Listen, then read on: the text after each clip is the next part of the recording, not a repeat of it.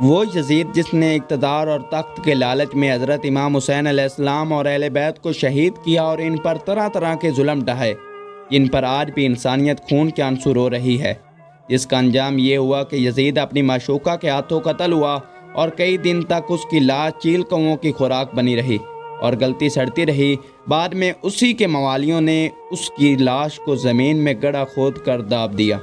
جی ہاں، یہ وہی یزید ہے جس کا نام گالی سے بھی بدتر سمجھا جاتا ہے، لیکن اسی یزید کے بیٹے کے متعلق جان کر آپ حیران رہ جائیں گے۔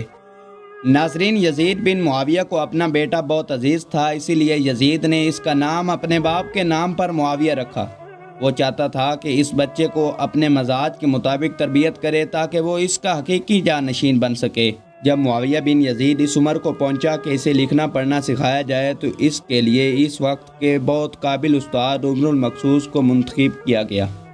ناظرین، یہ شخص اہل بیت سے محبت اور یزید سے شدید نفرت کرتا تھا، لیکن چونکہ یزید اس بات کو نہیں جانتا تھا، اسی لیے اپنے بیٹے کو اس کی شاگردی میں دے دیا۔ اس استاد نے معاویہ بن یزید کو قرآن کی حقیقی تعلیمات سے روشناس کرایا اور ساتھ ہی اہل بیت کی عظمت اور منزلت کا بھی بتایا۔ یزید ملعون کا یہ بیٹا ابھی 20 سال کا ہی تھا کہ اس کا باپ جہنم رسید ہوا اور لوگوں نے معاویہ بن یزید کو مسلمانوں کا خلیفہ تسلیم کر لیا۔ 20 سال کی عمر جوانی کا ایسا دور ہے کہ جب انسانی خواہشات کی منہ زوری عروج پر ہوتی ہے۔ یزید کا جانشین ہونا اور پوری اسلامی مملکت اور حکمرانی کرنا اپنی تمام جائز و ناجائز خواہشات کو پورا کرنے کے لیے بہترین موقع تھا، لیکن معاویہ بن یزید 40 دن تک خلافت پر بیٹھا اور ان 40 دنوں میں اس نے اپنے باپ کے شرمناک کارناموں کا بہت باریکی سے جائزہ لیا۔ جب اس نے دیکھا کہ میرے باپ نے اسلام اور مسلمانوں کو کس قدر عظیم نقصان پہنچائے ہیں تو اس نے محسوس کیا کہ وہ ایک دورہ پر کھڑا ہے کہ حکومت کی باغ دوڑ تھامے رہے اور ظلم و ستم اور عیش و عشرت کا بازار گرم رکھے، یا تخت و تاج کو چھوڑ دے اور اپنے آپ کو ان ہولناک گناہوں اور ان کے دردناک عذاب سے دور رکھے۔ بالآخر اس نے فیصلہ کر ہی لیا۔ اس کا فیصلہ ان سچی تعلیمات اور اس ایمان کے تفعیل ہی ممکن ہوا جو اس کی رگ رگ میں شامل ہو چکا تھا۔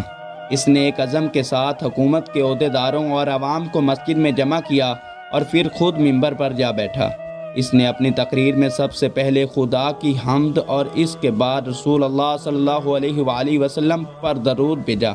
اور پھر وہ یوں کہنے لگا: میرے دادا نے اس شخص سے تخت اور خلافت کے لیے جنگ کی جو تمام لوگوں میں سب سے زیادہ اس مقام کا حقدار تھا، اور اسلام میں اس کا کردار سب سے زیادہ روشن تھا۔ شجاعت اور علم میں وہ سب سے آگے تھا، وہ سب سے پہلے ایمان لایا اور رسول اللہ صلی اللہ علیہ وآلہ وسلم کے سب سے نزدیک تھا۔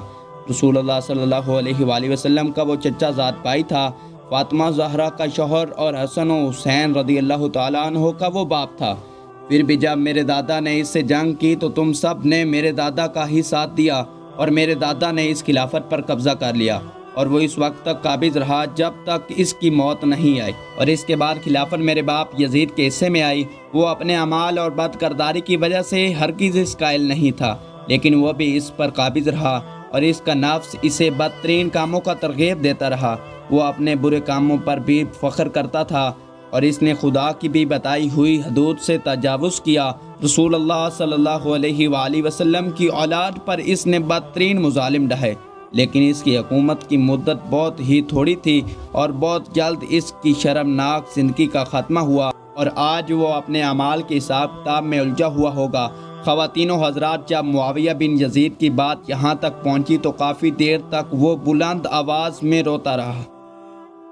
اور اس کے بعد وہ دوبارہ لوگوں سے ہم کلام ہوا اور اس نے کہا: اے لوگو، میں تمہارے گناہوں کا بوجھ اپنے کندھوں پر نہیں اٹھا سکتا، اب تم جو بہتر سمجھو وہ کرو۔ میں اپنی بیعت سے تم لوگوں پر سے ہاتھ اٹھاتا ہوں اور اس خلافت کو ٹھکراتا ہوں۔ معاویہ بن یزید کے ان جملوں نے محفل میں ایک طوفان برپا کر دیا۔ سب لوگ حیران ہو کر ایک دوسرے کو دیکھنے لگے اور پھر زور زور سے شور مچانے لگے۔ ہر شخص اپنی اپنی رائے دے رہا تھا کہ مروان بن حاکم جو منبر کے نزدیک بیٹھا تھا، اس نے کھڑے ہو کر معاویہ پر اعتراض کرنا چاہا، جس پر معاویہ نے غصے سے چیخ کر مروان سے کہا: مجھ سے دور ہو جاؤ، کیا تم ہیلے بہانے کر کے میرے ذہن میں داخل ہونا چاہتے ہو؟ میں نے تمہاری خلافت کا مزہ نہیں چکھا کہ تمہارے گناہوں کی ذمہ داری اٹھاؤں۔ اگر یہ خلافت فائدہ مند چیز ہے تو افسوس کہ میرے باپ نے اس کے ذریعے صرف اپنے گناہوں اور بدبختی میں اضافہ کیا ہے، اور اگر یہ نقصان دہ چیز ہے جو بدبختی اس سے میرے باپ نے سمیٹی ہے وہی کافی ہے۔ یہ کہہ کر وہ زاروں کا تار رونے لگا اور پھر ممبر سے نیچے اتر آیا۔ بنو امیہ جس کے لیے یہ واقعہ ایک بہت بڑا خطرہ تھا اور اس کے بعد خلافت ان سے چھین سکتی تھی، وہ اس کا انتقام لینے کے لیے سب سے پہلے عمر المقصوص یعنی معاویہ بن یزید کے استاد کے پاس پہنچے اور اس سے کہنے لگے کہ تمہاری تربیت کی وجہ سے آج اس نے خلافت کو ٹھکرا دیا ہے، تم نے ہی اس کو بھڑکایا ہے کہ وہ سب کے سامنے بڑے مجمع میں اس طرح تقریر کرے اور بنی امیہ کے ظلم و ستم کو سب کے سامنے بیان کرے۔ اس کے بعد ان ظالموں نے اس عالم کو پکڑ کر ایک گڑھا کھودا اور اسے زندہ دفن کر دیا۔ خواتین و حضرات، یہ تاریخی واقعہ دو اہم پہلوؤں کی طرف اشارہ کرتا ہے۔ ایک یہ کہ استاد کا کردار کتنی اہمیت کا حامل ہے۔ اگر معاویہ بن یزید کا استاد اس کی صحیح تربیت نہ کرتا تو وہ بھی اپنے اجداد کی طرح اس تخت خلافت سے ناجائز فائدہ اٹھاتا اور دنیا کی چند روز زندگی کو ہی سب کچھ سمجھتے ہوئے عیش و عشرت میں غرق رہتا۔ لیکن اس کے متقی اور عالمی استاد نے تعلیمات قرآن و حدیث کی روشنی میں اس طرح کی تھی کہ یہ تخت و تاج بھی اس کے ارادے کی راہ میں رکاوٹ نہ بن سکے۔ اور دوسرا یہ کہ اگر انسان حق کی جستجو میں ہو تو خداوند عالم اس کو باطل کی گمراہیوں سے نکال کر حد تک ضرور پہنچاتا ہے۔ اب یہ انسان کی مرضی ہے کہ وہ حق کو قبول کر کے اس سے وابستہ رہے اور خدا کے نیک بندوں میں اس کا شمار ہو، یا حق سے منہ موڑ کر گمراہیوں میں پڑا رہے اور خدا کے عذاب کا حقدار ہو۔